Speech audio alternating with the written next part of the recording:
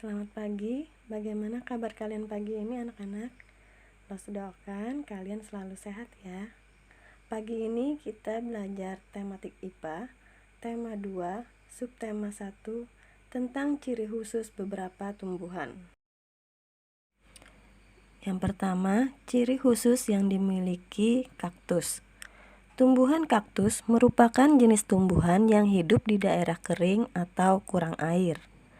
Kaktus mempunyai akar menyebar di daerah luas, tepat di bawah permukaan tanah. Air dibawa ke atas melalui akar ke batang tumbuhan yang bertugas menyimpan air. Kaktus biasa menyimpan air di batangnya. Setelah hujan turun, batangnya menggembung penuh air. Gelembung air tersebut dijadikan cadangan air sampai dengan musim hujan berikutnya. Jadi, kaktus memiliki batang yang banyak mengandung air. Air tersebut berguna untuk cadangan di musim kering. Bentuk daun kaktus kecil, seringkali berbentuk duri.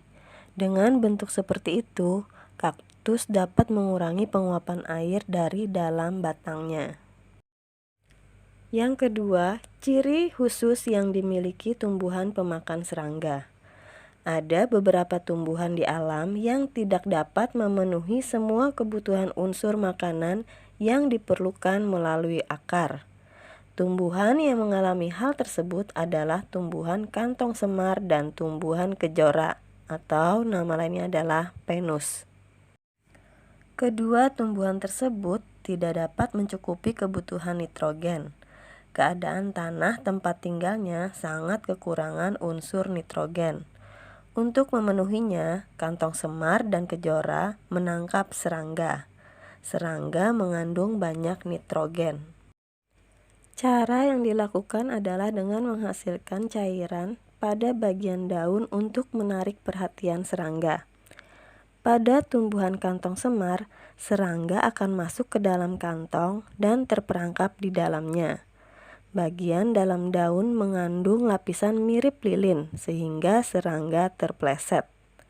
Pada tumbuhan kejora, serangga yang hinggap dan menyentuh lengan daun akan terperangkap karena daun akan menutup dengan cepat. Kemudian, serangga tersebut akan dicerna oleh cairan yang dihasilkan daun. Adapun contoh tumbuhan yang lain termasuk pemakan serangga yaitu bunga raplesia. Bunga raplesia merupakan tumbuhan langka yang menyesuaikan diri dengan mengeluarkan bau busuk seperti bangkai dengan tujuan memikat lalat untuk dimangsa. Ketiga, ciri khusus yang dimiliki tumbuhan hidup di air. Eceng gondok hidup mengapung di air. Daunnya tunggal dan berbentuk opal. Pangkal tangkai daun menggelembung. Akarnya merupakan akar serabut. Batang yang menggelembung pada eceng gondok merupakan rongga udara yang berfungsi untuk mengapung di air. Daunnya yang lebar dan licin berfungsi untuk mempercepat penguapan dan daunnya tidak basah jika terkena air. Teratai biasanya hidup terapung di perairan. Daun teratai lebar dan tipis sehingga mempermudah atau mempercepat penguapan air dari tanaman tersebut dan penyerapan cahaya matahari. Batang dan akar teratai memiliki rongga-rongga udara. Rongga-rongga ini berfungsi membawa oksigen ke batang dan akar sehingga teratai dapat bernapas meskipun batang dan akar terendam dalam air. 4. Ciri khusus yang dimiliki putri malu. Putri malu sangat peka terhadap sentuhan dan cahaya. Jika disentuh, daun-daunnya akan layu seketika. Gerakan ini disebut nasti.